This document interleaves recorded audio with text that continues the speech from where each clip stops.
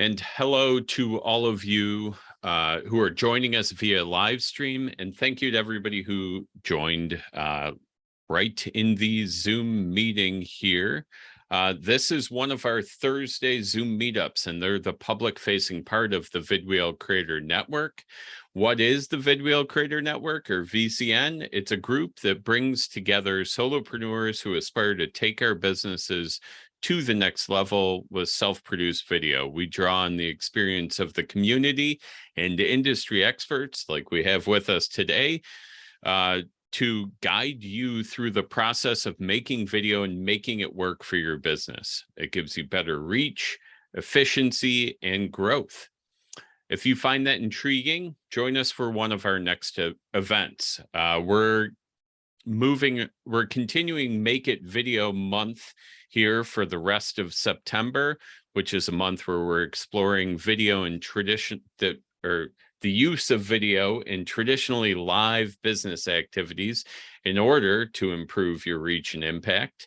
And next month is Video Strategy. So the Video Strategy Month kicks off on September 30th at 11:15 a.m. with a live stream version of our October episode of the Smarter Business Podcast that features Ryan Sullivan, who's a podcast producer. And we're going to talk about video strategy. The following week on October 6th at noon, we have another one of these meetings where you can get together with other folks and be educated on video strategy. Dana Hara is going to present what should I talk about, how to find topics that resonate. And those events are both available at events.vidwheel.com. The description, or that link, can be found in the description of the live stream, and I'll pop it into the chat here as well within the meeting. So with all that out of the way, let's get on to the main event. Today, we're going to hear from Julie Migliacci, and she's presenting Avoiding Zoom Burnout and Other Virtual Event Tips. Julie, are you ready? I'm ready. Let's do this. All right. You are up. Go ahead and whenever you're ready. Awesome, guys. So thank you so much for the introduction, Neil. So my name is Julie. I'm with Revent Consulting. We are an event planning company that specializes in virtual and hybrid events. So we help organizations from the very small guys to the big guys execute events virtually. And today's topic is really to focus on Zoom burnout. Granted, it's virtual event burnout. Zoom just gets a bad rap from it, and they're not responsible from it. But how can you guys set yourselves up so when you're hosting Zoom meetings or you're part of a Zoom meeting to try to avoid that deep fatigue that comes with it? I know I suffer from it. I spend on average about 6 hours a day on Zoom. So these are some of the things that I've done for myself to make it that I don't look like this poor woman at the end of the day. So what is Zoom burnout, or what is virtual event burnout, and why does it happen? So the main reason is that we are not meant to be looking at ourselves all day long. As human beings, it would be, if you were to do a Zoom in real life, it would be somebody following you around all day with a mirror. So our eyes are naturally drawn to ourselves when we are on a Zoom. You end up looking at your own video feed the entire time. It's human nature. It doesn't make you, egotistical or whatever. So what's the solution? So on Zoom, it's hiding your self view. What this does is that it hides yourself just for you. So other people can still see you. So as soon as I join a Zoom meeting, this is what I do. And this is my daughter, Rose, who is my lovely partner in crime to get screenshots. She was very excited. So when you're looking at your view, you're going to see up here, there's this three little dots. You're going to click on that. And then all you're going to do is hide self view. So again, what that's going to do is going to remove your video feed just for you, but other people can see you. So as soon as I join a meeting, I make sure I'm nice and centered, I look presentable, all these things, and then immediately I hide my self view. Why I started doing this about a year ago, and I could tell you my energy level at the end of the day is totally different because of this. It's made such a difference. I can't recommend this enough. And it literally takes 3 seconds. And you can always unhide yourself if it makes you feel uncomfortable. The next thing is to not be sitting down. So right now, unfortunately, I'm not in my office, but if I was, I have a webcam that actually tracks my motion. So if I start moving around, the webcam moves with me, which allows me to be standing up at various points in the day and have more of a natural interaction during a meeting, as if you're in a meeting room where you can stand up, you can go to the whiteboard, you can do all those things. Having a webcam that tracks you is really important. And Logitech has a great version of it. Recommend a standing desk or a kneeling chair. So I actually have this kneeling chair. Can't recommend it. It's awesome. It does such good things for your back. It avoids tech neck. It allows to give you a little bit of motion while you're sitting at your desk. And it just keeps your posture up. And again, helps reduce that fatigue. If you can't get a webcam that tracks you, try a wide angle webcam. Again, it's going to give you a little bit more room to play with and be a little bit more natural and human. Zoom forces us into a box. Give yourself a bigger box. And then the last step for on the move, and I do this a lot, turn off your camera and stretch every once in a while. You don't have to be like glaring at your webcam the entire time. It's okay to take micro moments, turn off your webcam and just stretch, move your body a little bit, take a minute. We call this 1 minute dance party, where we actually have clients that we pump the music for 1 minute and just have everybody turn off their cameras and move. So nobody feels awkward. It's just a moment, again, to get that blood flowing and avoid that burnout. Okay. Next up is being more efficient with your Zoom meetings. So I can't tell you how often I get a 60 minutes or plus. We have some clients that do 9-hour-long Zoom meetings. Zoom burnout statistically kicks in at 37 minutes. That's it, 37 minutes. So if you're able to keep your meeting to 30 minutes, that in itself, you're going to avoid the majority of that fatigue and all those things. So try to keep all your meetings in 30-minute chunks. And if they do need to be longer, just keep in mind that 30 minutes is when they're going to start feeling that fatigue. Give them a break or do something else. Change it up for 5 minutes. Get them moving, get the flow moving. For you as an attendee, avoid the temptation of multitasking. I'm very guilty of this. I do this all the time. Close your email, close your chat. Give them 30 full minutes to have you 100% focused. Multitasking is draining at the end of the day.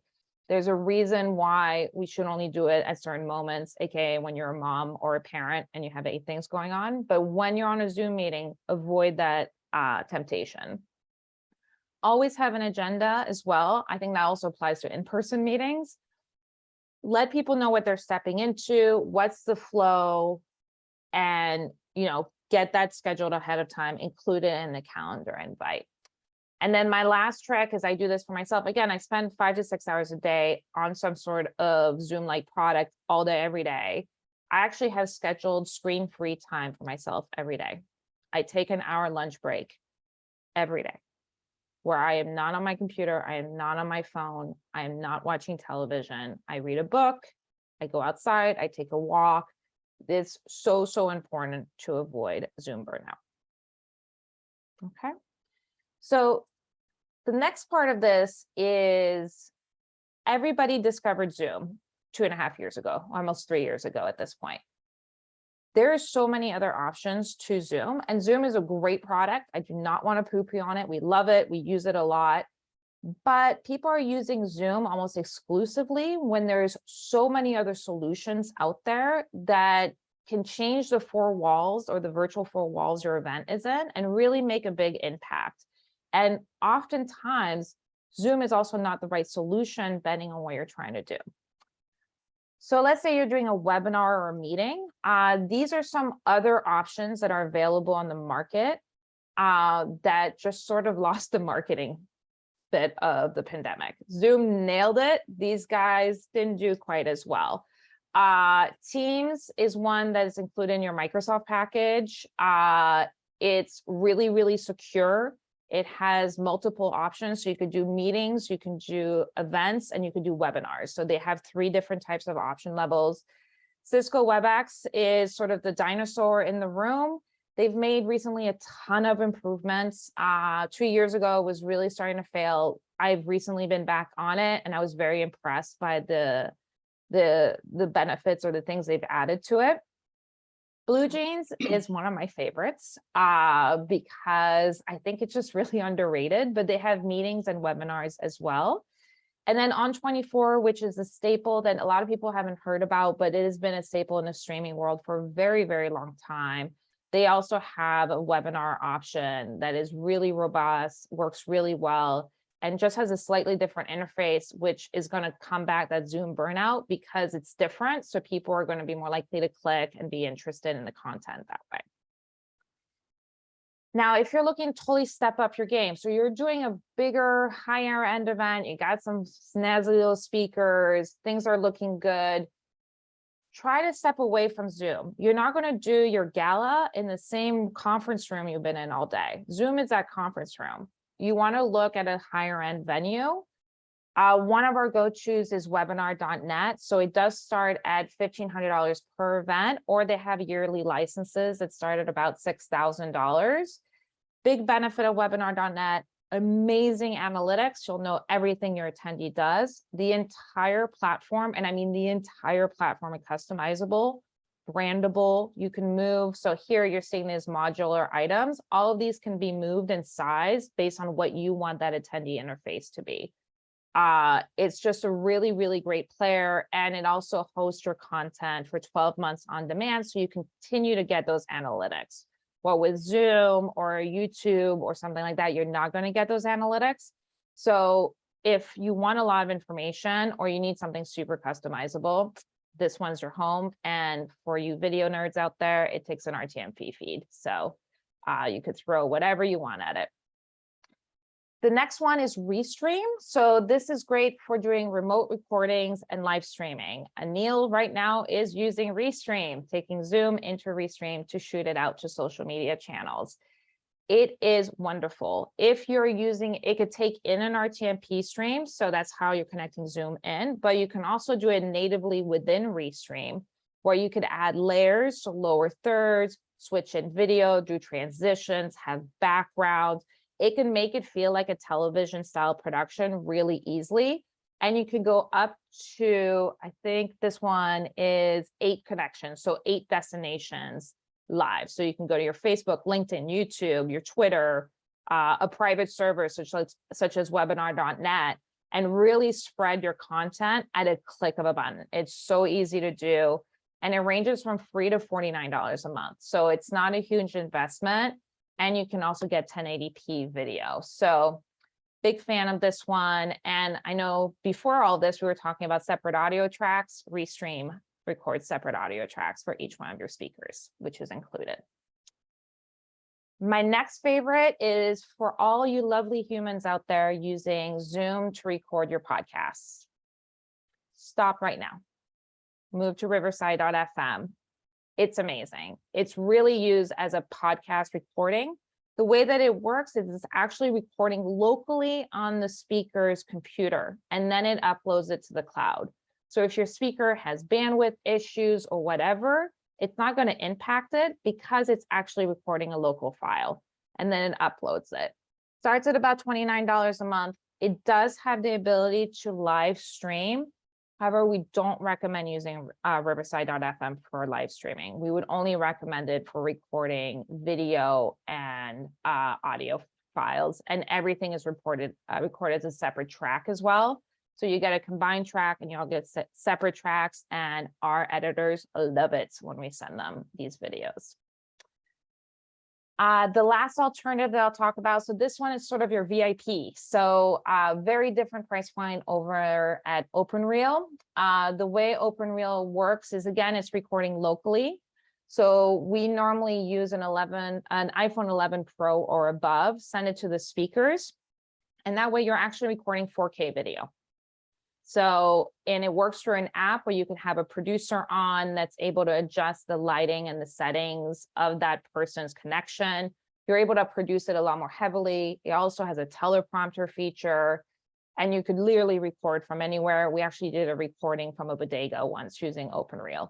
The only drawback to OpenReel is it does have a pretty hefty price point, but if you're doing some really high-end VIP content, we were doing this for a social media channel that will remain unnamed. They really needed some high-end quality. It was worth the investment to make sure that we were getting 4K video without actually having to send a crew on site. So can't recommend it enough. And the last is everything about burnout really leads to how you set up your event. Again, you got that 37 minutes, all those things, setting your own environment so you avoid your own burnout. But how can, when you're planning a streaming event, keeping all those things in mind for your attendees, how can you set yourself up for that virtual event journey? So we always say start off strong. So what is your event for? Why are you putting it on? Is it a fundraising event? Is it an education event? Is it an internal communications? What is the main purpose of this event? And then from there, you're really going to try to find the right platform. So if you were doing a fundraising event, I would go to event.gives. It's a platform specifically made for that solution. If it's a networking event with a VIP speaker, I would go to Remo, for example. It's a great platform where people can network and jump between tables, and then it takes over with the speaker takes over, and then they can go back to networking.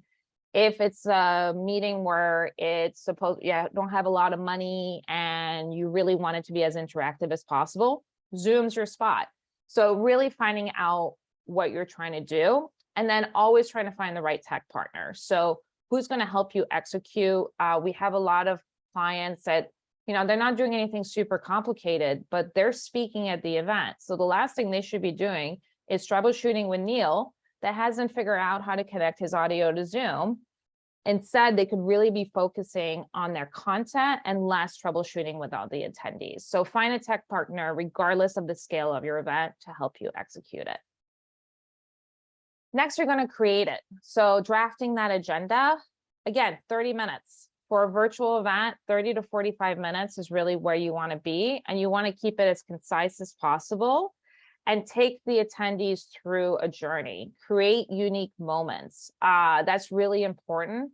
One thing that works really well virtually is a cooking class. You know what doesn't work well in person for a large group? A cooking class.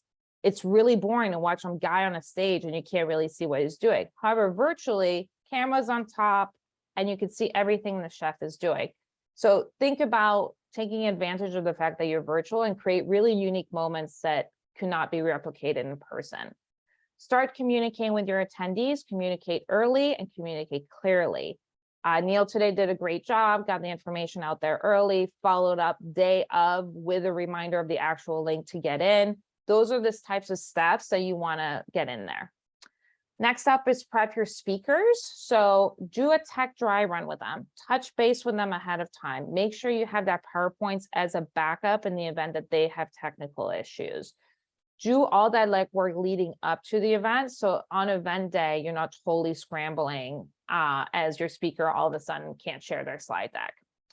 And always have a backup path. So with every event that we do, we always have a plan B, if not C, in place in case something goes wrong. I've done this for 15 years and literally have seen everything. Sprinkler systems exploding on top of CEOs' heads, camera guys passing out, you name it, we've seen it. Always have a backup plan because you never know what can happen. And if you don't have one, all of a sudden you might be, be like, okay, guys, I guess we're canceling. Where if you had plan B ready to go, you would have just pulled that one out. And then the last is execution. So producing the actual event.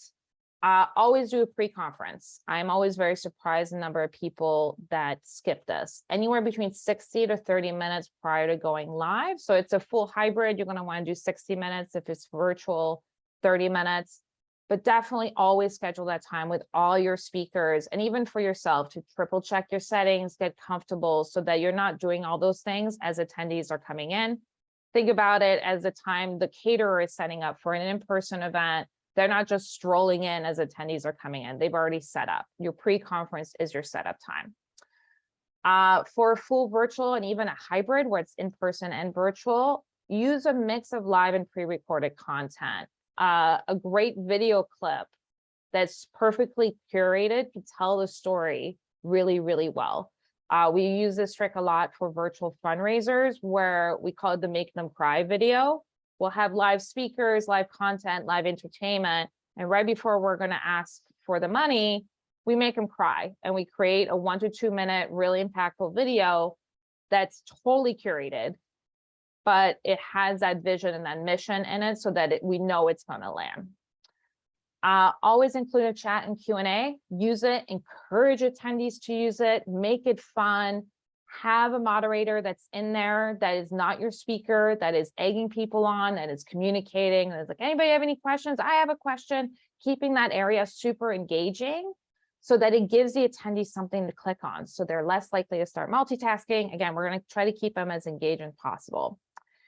Depending on what type of platform you're on, doing a dynamic switch, having multiple webcams. You could do this through OBS, Wirecast, having multiple webcams that you can switch back and forth with so that it's not just a singular view. It is, an ever moving view, like a TV show. You're like a TV show when you're doing one of these. And always offer technical support for attendees. So even on a Zoom meeting, we're always logged in as tech support. We, at the beginning of the meeting, drop a thing in the chat, be like, if anybody's experiencing technical issues, feel free to private message us. Give the attendees an opportunity or someone to reach out to get the help that they need so that if they're getting frustrated, something's not working, the worst way to increase burnout is to make the tech complicated. So make the tech as easy as possible, and giving attendees a spot to go to is 100% key. So that's it for the lecture part. I hope it wasn't too long. If anybody has any questions, this is my contact information. I highly encourage you to reach out. But right now, if anybody in the group or online has any questions, feel free to drop in the chat, unmute yourself, raise your hand, do a little dance, whatever feels right. Excellent. Great job, Julie. A lot of good info there. I took a lot of notes even for these meetings themselves and how there could be some improvement.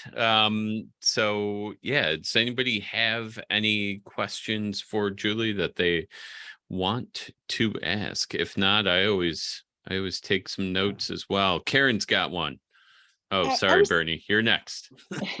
I was curious about the, what did you call it? The pre-conference. Is that to check your speakers or is that to play something entertaining for your attendees? That's a good question. So it's both, I guess. So with your speakers, you definitely, like Neil and I today, we joined 15 minutes before anybody else did. Mostly so that I had a moment to make sure my screen share was working properly. So as a speaker, that's important. Then for your attendees, based on what platform you are, we'll often share a rolling video clip or slides with music about 5 to 10 minutes before scheduled start time. And we open up the waiting room or we start the broadcast, whatever we're using, so that they're greeted with something, with some like motion, and they know everything's okay. And it gives them a few minutes to get settled as well. That's really important. So does that happen at the same time? Like No. Okay. Speakers first, and then you open it up to attendees. Yeah. Thank you. Sure. Great question. Bernie. I got a two-parter. Well, one is script. I had many moons ago, there was an old gentleman in a church. He says, I like a good sermon. It's like a woman's dress, short, but not too short. And so I guess that's, keep it within a certain confines for 30 minutes. And it almost reminded me of lectures in university and talking for stats in 3 hours and going, in the engagement piece. But do you evolve the script? Do you look for certain key strategies when you're building out a script when someone's talking? Obviously, your speaker will have their own process. But if you're the host or I guess the MC, Is there something you're looking for to have structured that way? So let's say you have 30 to 45 minutes. As far as scripting, I don't personally like to fully script like verbatim. I think that goes off as fake and not human, and like should be not a robot. But as far as scripting it, you want to try to keep each segment, when possible, under 15 minutes. So that's sort of our loose scripts. So the keynote gets 15 minutes and they get 10 minutes of Q&A. That again is going to avoid burnout, because after 15 minutes, there's a change. If we're doing a really tight, let's say a virtual fundraiser where we really have 30 minutes, we're changing stuff on the screen every 3 minutes. There's something else happening. There's a new speaker, there's a video clip, there's music, there's a poll question. And we're scripting it that way to really get them on a journey of emotion when it's a fundraiser. If you want to make them super happy, then we want to make them sad. We want to make them happy again. And we're scripting it that way to more of the flow of the emotion to get them to where we need them to be at the end. Does that answer your question? Oh, no, it's perfect. No, it's perfect. The second part is like, you'll have your content, your core content is, and if you're hosting a conference, you might have advertisers. How do you integrate that component and do it gracefully? You don't want to, like you said, you don't want to go a script going, I am a robot, right? And then you jam in, buy my chicken fiatas or whatever, right? Totally. That's a great question, and something that comes up a lot, sponsors, commercials, whatever. Often that pre-conference time that we just talked about with Karen. So when you're opening up that event 5-10 minutes early, that's a great time to get all those sponsor logos flowing. Thank you, blah, blah, brought to you by, chicken fingers, whatever it is. That you have that 5-10 minutes. And then bring them in at various moments through the program, through your script, and be like, oh, and now we have our, we've done some celebrity events, be like, X celebrity brought to you today by Chicken Fingers. We're so happy you're here. And it's just a really brief mention. Yeah. If you're doing more of an RTMP stream, so that higher end production that feels like a television show, having their logo just randomly just fade in and out of the live feed also is really impactful. Like, you don't want it up the entire time. You're not like, we don't have to be CNN with like 18,000 things on the screen, but at various moments, just popping them in or including them in some of the video clips. That's part. So like at the end, be like, that video is brought to you by, and it's part of the video clip. So micro moments and not beating it over the head is very important. So don't use RSS feeds then at the bottom, scrolling through, unless of course it's really relevant. You can, but again, you don't want to use it the entire time. If you're using the entire time, it loses its values. If you're using it for moments like, like donate here and using it strategically, or like ask a question by doing it here, is going to be a lot more impactful than if you have it going the entire time, at least in my opinion. Cool. Thank you. Sure. Hey, Julie, I have a question about the pre-conference, because I've actually hosted a couple of conferences for social workers in my previous career via Zoom. And one of the things that it was an all-day affair. So the conference speakers were high level, so they would only come in during their pre-slotted time. So a pre-conference would have been, I'm thinking about it now, that would have been wonderful, but the reality is that wasn't logical or possible for them. So what are some things that, if I'm sure you've ran across that, like what are some things you do to prep them for when they just kind of walk into it, like into a hot seat? And they're like, ta-da, I'm here. Like, hey, you here? Julie, you here? You're here? Is Johnny here? So there's a few ways you could do it.